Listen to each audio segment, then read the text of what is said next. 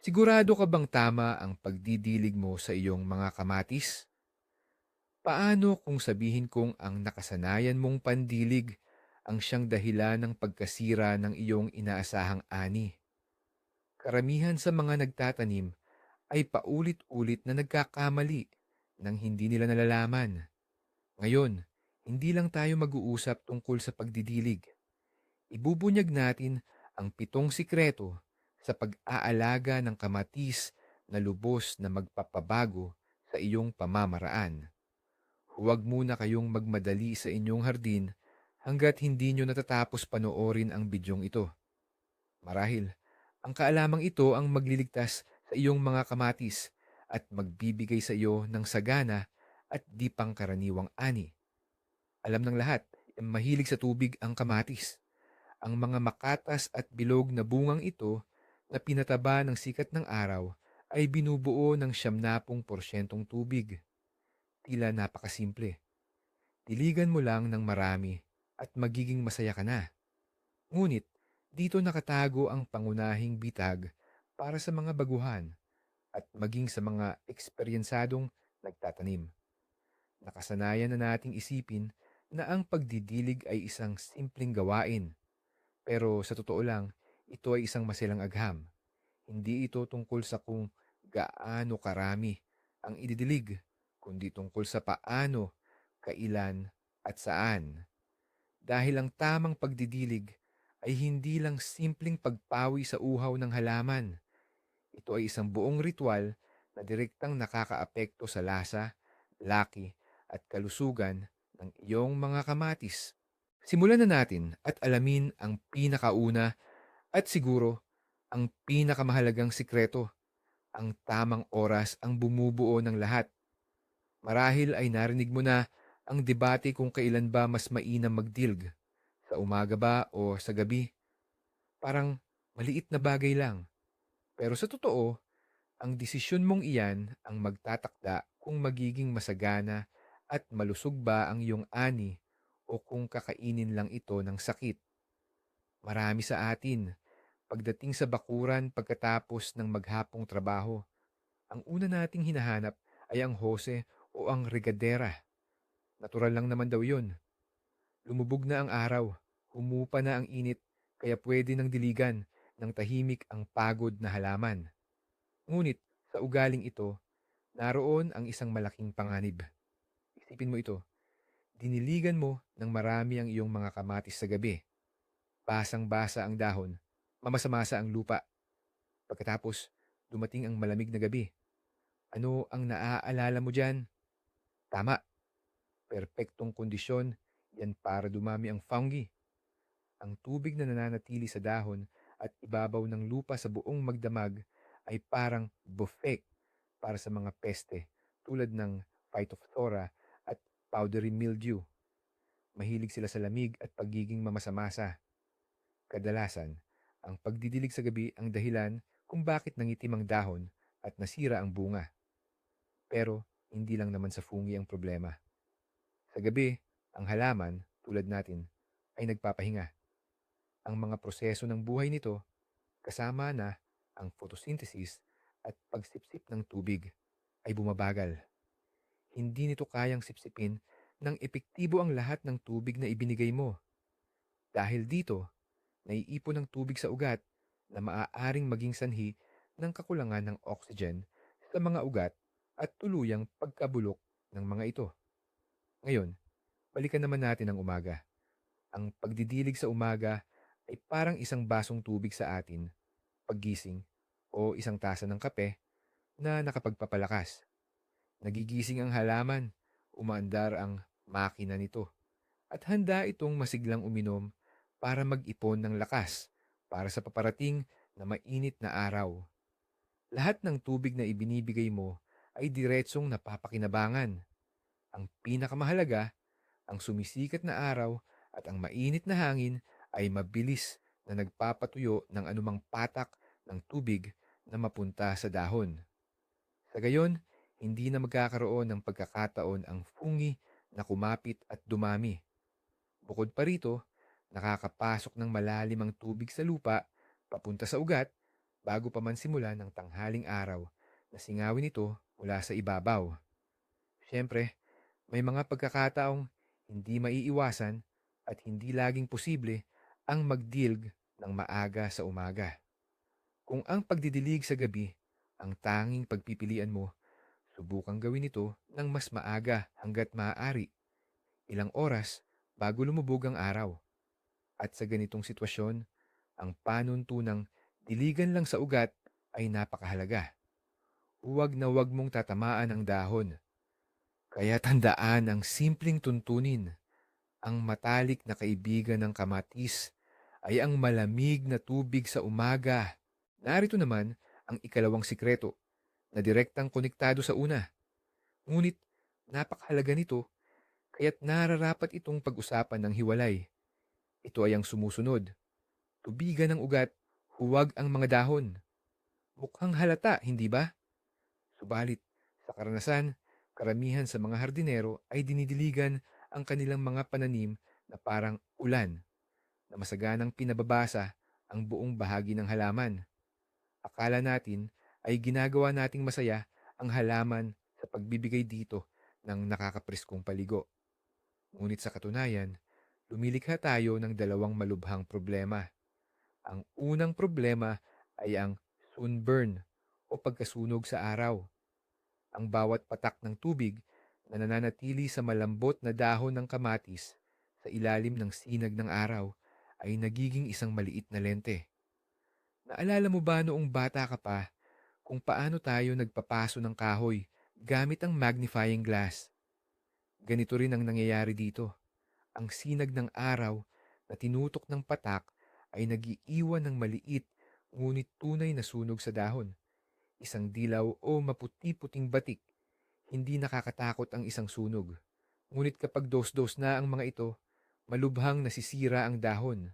At tandaan, ang mga dahon ang pabrika na gumagawa ng pagkain para sa buong halaman. Ang mga nasirang dahon ay mas hindi epektibo. Humihina ang halaman at nagbibigay ng mas kaunting ani. Ngunit ang mga sunog ay simula pa lang ng problema. Mas matindi ang problema numero 2 na nabanggit na natin. Ito ay ang mga sakit. Kapag dumapo ang tubig sa mga dahon at tangkay, lumilikha ito ng mamasamasang kapaligiran na gustong-gusto ng mga spore ng fungi, lalo na ang Phytophthora. Isipin mo, ang spore ng masamang fungus na ito ay lumilipad sa hangin. Maaari itong dumapo kahit saan. Kung ito ay bumagsak sa tuyong dahon, walang mangyayari. Ngunit kung ito ay lumapag sa isang komportabling patak ng tubig, agad itong tutubo at papasok sa mga tissue ng halaman. Ayun, nagsimula na ang impeksyon. Sa pagdidilig sa mga dahon, literal mong binubuksan ang pinto para sa impeksyon at ikaw mismo ang tumutulong para kumalat ito. Paano ba ang tama? Napakasimple lang. Ang kamatis ay umiinom sa pamamagitan ng ugat nito. Doon mismo dapat idirekta ang tubig. Kumuha ng diligan at tanggalin ang sprinkler head nito. Dahan-dahang buhusan ng tubig diretso sa paanan ng halaman, siguraduhin hindi nito tinatangay ang lupa at hindi ito tumatama sa tangkay. Ang perpektong opsyon ay ang drip irrigation or patubig na patak-patak. Hindi lamang ito nakakatipid ng tubig, kundi inihahatid din nito ang tubig ng dahan-dahan at tumpak sa mismong lugar na kailangan, diretso sa mga ugat. Tandaan ang simpleng imahe na ito. Pinapakain natin ang halaman, hindi nililigo. Ang lahat ng moisture at nutrients ay dapat nanggagaling sa ilalim, mula sa lupa. At ang itaas na, berdeng bahagi ay dapat manatiling tuyo at malusog. Dumako tayo sa ikatlong sikreto na kadalasan ay hindi natin napapansin. Ito ay ang temperatura ng tubig. Aminin natin, sa gitna ng matinding init ng tag-araw, wala nang masasarap pa sa isang basong malamig na tubig. Pero ang maganda para sa atin, maaaring maging matinding shock para sa ating mga kamatis. Ano ba ang madalas nating ginagawa? Konekta lang ang hose sa poso o sa gripo. Tapos Simulan na ang pagdidilig. Ang tubig galing poso, karaniwan, ay may temperaturang 8 hanggang 12 12 degrees Celsius. Para sa lupang nainitan na ng araw at sa ugat ng kamatis, parang nagbuhos ka ng isang timbang yelong tubig sa sarili mo pagkatapos maligo sa mainit na tubigan. Ang halaman ay nakakaranas ng matinding temperature stress. Ano ang nangyayari sa mga oras na ito? Ang ugat ng halaman, pagdating sa napakalamig na tubig, ay tila namamatay panandalian. Ang maliliit na ugat na sumisipsip ng tubig at sustansya ay kumukunat at panandaliang humihinto sa paggana. Ang halaman ay hindi na makasipsip ng tubig at nutrients kahit pa napakaraming tubig at abono sa paligid. Hindi lang nito kayang i-absorb ang mga ito. Ang paglaki nito ay humihinto ng ilang oras at minsan buong maghapon pa. Kung madalas itong ididilig ng ganitong napakalamig na tubig, ang kamatis ay palaging nasa ilalim ng stress. Mas mabagal itong lalaki, mas huling mamumulaklak, at ang bunga nito ay magiging maliliit at hindi masarap. Bukod pa rito, ang halaman na na-stress ay mas madaling dapuan ng iba't ibang sakit. Parang tao na laging nilalamig, mas madali siyang magkasipon. Anong temperatura ng tubig ba ang ideal? Ang pinakamainam ay ang tubig na ang temperatura ay malapit sa temperatura ng lupa. Kadalasan, ito ay nasa 20 hanggang 25 degrees Celsius at napakadali lang itong gawin. Ang pinakamabisa at subok na paraan ay ang maglagay ng malaking bariles, tangke o anumang lalagyan sa inyong bakuran. Punuin ito ng tubig ng maaga, halimbawa kinagabihan. Sa maghapon, sa ilalim ng init ng araw, iinit ang tubig sa bariles hanggang sa ideal na temperatura. Sa gabi, maaari na itong idilig ang maligamgam at nakaimbak na tubig. O kung sa umaga kayo magdidilig, hindi pagaanong lalamig ang tubig sa magdamag at mas magiging komportable ito para sa halaman kaysa sa napakalamig na tubig galing poso. Dagdag pa rito, may isa pang benepisyo ang paraang ito. Habang nakaimbak ang tubig, lumalabas ang chlorine kung galing sa gripo at lumulubog sa ilalim ang mga heavy metal salts. Ang tubig na ito ay hindi lang magiging maligamgam, kundi mas malambot at mas nakakabuti para sa inyong mga kamatis. Kaya naman, magpakita tayo ng konting pag-aalaga. Hayaan nating uminit ang tubig. Ang inyong mga kamatis ay tiyak na magpapasalamat sa inyo sa pamamagitan ng masaganang paglaki at mas masarap na ani. Ang ikaapat na sikreto ay sumasalungat sa isang napakapangunahing paniniwala. Ito ay nagsasabing, mas mainam ang bihira, ngunit sapat na pagdidilig. Maraming hardinero, lalo na ang mga baguhan, ang kumbinsido na kailangan diligan ang kamatis ng paunti-unti pero araw-araw. Tila lohikal na panatilihing laging basa ang lupa. Ngunit sa totoo lang, mas nakasasama kaysa nakabubuti ang ganitong paraan. Tingnan natin kung ano ang nangyayari sa madalas at mababaw na pagdidilig. Kapag araw-araw kang nagbubuhos ng konting tubig sa bawat halaman, iilang sentimetro lang ang nararating ng tubig sa lupa. Ano ang ginagawa ng halaman? Naiintindihan nito na laging may tubig, pero sa ibabaw lang. At doon nito, sinisimulang paunlarin ang kanyang sistema ng ugat sa mababaw na bahagi ng lupa. Ngunit ano ang problema rito? Ang ibabaw na bahagi ng lupa ang pinakahindi matatag. Sa mainit na araw, natutuyo ito sa loob lang ng ilang oras. Kapag umuulan naman, labis itong nababasa. Ang mga ugat na nasa ibabaw ay patuloy na naghihirap sa tagtuyot o sa labis na tubig. Ang ganitong halaman ay nagiging mahina at nagiging lubhang umaasa sa pang-araw-araw na dosis ng tubig. Kapag nakaligtaan mong diligan ng isang araw sa mainit na panahon, agad na malalanta ang halaman.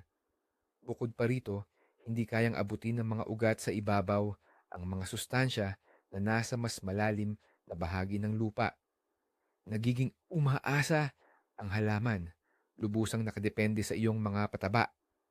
Ngayon, tingnan natin ang tamang paraan. Bihira ngunit saganang pagdidilig. Ibig sabihin, hindi dapat araw-araw diligan, kundi halimbawa, 1 beses sa 5 hanggang 7 araw. Depende sa panahon at uri ng lupa. Ngunit dapat ay sapat para mabasa ang lupa sa lalim na hindi bababa sa 30 hanggang 40 sentimetro. Ano ang pakinabang nito? Una, nagbibigay ka ng pampasigla sa halaman. Nararamdaman nito na may tubig, ngunit nasa malalim na bahagi. At para maabot iyon, kailangan nitong magpatubo ng malalalim, malalakas, at matitibay na ugat na humuhukay ng malalim. Ang ganitong sistema ng ugat ay nagpapalakas sa halaman at nagiging malaya ito. Kaya nitong kumuha ng sariling tubig at sustansya mula sa malalim na bahagi ng lupa at madaling makakatagal kahit ilang araw na tagtuyot. Pangalawa, sa ganitong pagdidilig, natutuyo ang ibabaw na bahagi ng lupa sa pagitan ng pagdidilig. Ito ay isang mahusay na paraan upang maiwasan ang mga sakit na dulot ng fungi at ang pagdami ng mga pesteng insekto na mahilig sa basa. Paano malalaman kung kailangan ng diligan? Huwag umasa sa kalendaryo. Suriin ang lupa. Subukang isuksok ang daliri o patpat sa lupa. Kung sa lalim na 5 hanggang 7 sentimetro ay tuyo ang lupa, kailangan ng diligan. Kung basa pa, hayaang maghintay pa ng kaunti ang kamatis. Kaya kalimutan na ang araw-araw na pagpapatubig. Ang ikalimang sikreto, ang iyong pinakamahalagang kaalyado sa laban para sa sapat na tubig at kalusugan ng iyong mga halaman. Pinag-uusapan natin ang pagmamalts. Marahil narinig mo na ang salitang ito, ngunit hindi mo gaanong binigyan ng pansin. Sayang, ang pagmamalts ay isa sa pinaka-epektibo at kasabay nito. Pinakasimpleng pamamaraan sa pagtatanim. Ano ang mulch? Sa esensya, ito ay anumang organikong material na inilalagay mo upang takpan ang lupa sa paligid ng mga halaman. Puwede itong mga ginupit at bahagyang tuyong damo, dayami, pinatuyong damo, tuyong dahon, nabubulok na pinagtabasan ng kahoy, sawdust, o kahit dinurog na balat ng puno. Inilalagay mo lang ang material na ito ng may kapal na 5 hanggang 10 sentimetro sa paligid ng puno ng kamatis na nagiiwan ng kaunting spasyo sa pinakabase ng tangkay upang hindi ito mabulok. Ano ba ang kayang gawin ng tila simpleng patong na ito ng damo? Gumagawa ito ng tunay na himala. Una, ang mulch ay parang kumot para sa lupa. Pinoprotektahan nito ang lupa mula sa matinding sikat ng araw. Isipin mo, gaano kabilis natutuyo at nagbibitak ang lupang walang takip kapag mainit. Sa ilalim ng mulch, nananatiling malamig at basa ang lupa ng mas matagal. Hindi gaanong mabilis sumisingaw ang tubig na nangangahulugang mas madalang mo ng diligan ang iyong mga halaman. Ayon sa ilang pag-aaral, ang pagmamalts ay kayang bawasan ang pangangailangan ng pagdidilig ng halos kalahati. Pangalawa, ang mulch ay hadlang sa mga damo. Ang makapal na patong ng organikong material ay humaharang sa pagsibol ng mga damo, kaya hindi sila makakuha ng sikat ng araw. Ang ilan na makakapanuot man ay magiging mahina at madali mo lang silang mahuhugot gamit ang iyong mga kamay. Isipin mo na lang kung gaano karaming oras at lakas ang matitipid mo sa pagbubunot ng damo. Pangatlo, pinapabuti ng mulch ang istruktura ng lupa. Sa ilalim nito, masiglang lumalago ang mga bulati at iba pang kapaki-pakinabang na mikroorganismo. Pinapalambot nila ang lupa. Ginagawa itong mas mahangin at mayaman. Hindi mo na kailangang patuloy na palambutin ang lupa pagkatapos ng bawat diligan nang hindi nababahala na masira ang mga ugat. At pang-apat, Ang molds ay nagsisilbing mabagal na maglabas ng pataba. Sa paglipas ng panahon, dahan-dahan itong nabubulok na nagpapayaman sa lupa ng organikong material at sustansya. Ito ay parang libre at pangmatagalang pataba para sa iyong mga kamatis.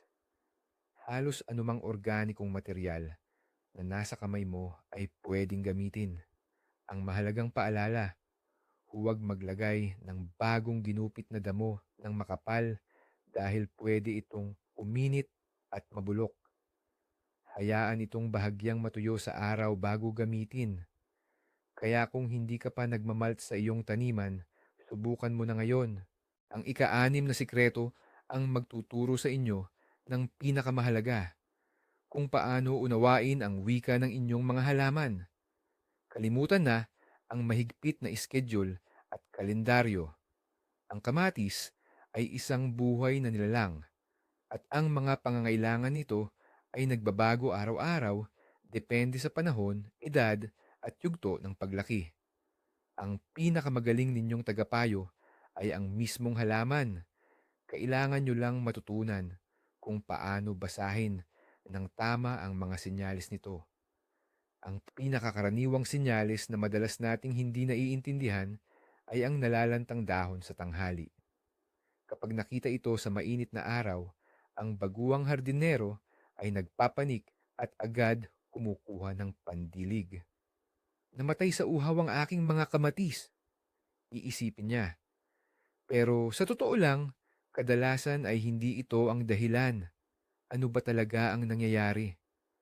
Kapag tirik na tirik ang araw at matindi ang init, ang halaman ay gumagamit ng mekanismo ng depensa. Sadyang nilalanta nito ng kaunti ang mga dahon upang bawasan ang sukat ng pag-evaporate at makatipid ng mahalagang tubig. Ito ay tinatawag na turgor pressure. Nagiging hindi na gaanong matigas ang mga dahon at lumalaylay. Hindi ito senyales ng pagkatuyo, kundi isang matalinong pag-angkop sa init. Kung sa pagkakataong iyon ay ibubuhos mo ang isang balde ng malamig na tubig sa halaman, hindi mo ito matutulungan, kundi masisira mo pa. Ang mga ugat na nasa mainit na lupa ay hindi makakasipsip ng malamig na tubig at nanganganib kang lalo pang bigyan ng stress ang halaman o baka maluto pa ang mga ugat nito. Paano mo malalaman kung talagang kailangan ng kamatis ng tubig o nagtatago lang ito sa init? Napakasimple lang. Huwag kang magmadali sa pagdidilig sa araw. Tandaan mo lang kung paano tingnan ng halaman at balikan ito sa gabi kapag humupa na ang init. Kung paglubog ng araw, muling tumayo ang mga dahon at naging matatag at sariwa ang hitsura. Ibig sabihin, maayos ang lahat. Sapat ang tubig sa lupa at ang halaman ay naghihintay lang na lumipas ang tindi ng init. Hindi na kailangan diligan. Pero kung maging sa gabi, sa lamig, ang mga dahon ay nananatiling malambot, lumalaylay at walang buhay. Ito ang tunay na senyales ng SOS. Ibig sabihin nito, talagang naubos na ang supply ng tubig sa lupa at hindi na makabawi ang halaman. Ngayon ang tamang oras para sa masaganang, malalim na pagdidilig sa ugat. Ang simpleng pagsusulit na ito, ang pagmamasid sa kalagayan ng mga dahon sa gabi, ang inyong pinakamaaasahang tagapagpahiwatig. Ito ay mas tumpak kaysa sa anumang schedule. Kapag natutunan mong unawain ang wikang ito, didiligan mo lang ang mga kamatis kapag talagang kailangan nila. Maiiwasan mo ang pagkatuyo at ang mapanganib na sobrang pagdidilig at makakalikha ka ng perpektong kondisyon para sa iyong mga halaman. Ngayon, dumako na tayo sa pinakamahalaga. Kalimutan na ang istriktong schedule ng pagdidilig tuwing 2 araw. Ang pinakamalaking tagumpay sa pag-aalaga ng kamatis ay nangyayari kapag nagsimula kang makinig sa kanila. Tingnan ang iyong mga halaman pagdating ng tanghali. Medyo laylay ba ang mga dahon? Huwag agad kumuha ng pandilig. Suriin muli ang mga ito sa gabi. Kung nakabawi sila ng kanilang sigla, nangangahulugan ito na sapat ang tubig sa lupa. Nagpoprotekta lang sila mula sa init ng araw. Pero kung nananatili silang malata kahit sa gabi, ito na ang tunay na senyales ng SOS. Ito ang tamang panahon para sa maayos at masaganang pagdidilig sa ugat. At ngayon, ang sikreto sa sarap ng kamatis, ang sikreto sa kaunting stress. Parang balintuna, pero totoo ito. Ang kaunti, kontroladong kakulangan sa tubig, lalo na kapag lumaki na ang mga bunga pero hindi pa namumula, ay nagpapaisip sa halaman na malapit nang matapos ang siklo ng buhay nito. Sa gulat, dinidirekta nito ang lahat ng asukal at sustansya sa mga bunga upang makagawa ng dekalidad na supling. Bilang resulta, makakakuha ka ng hindi matubig, kundi napakatamis at mabangong kamatis. Ang mahalaga dito, huwag labis-labis at huwag hayaang lubusang malanta ang halaman. Ito ay isang maselang laro na nagdudulot ng kamangha-manghang bunga. Kaya, sa madaling salita, ang pagdidilig ng kamatis ay hindi lang gawain, kundi isang sining. Diligin sa umaga, sa ugat, gamit ang maligamgam na tubig.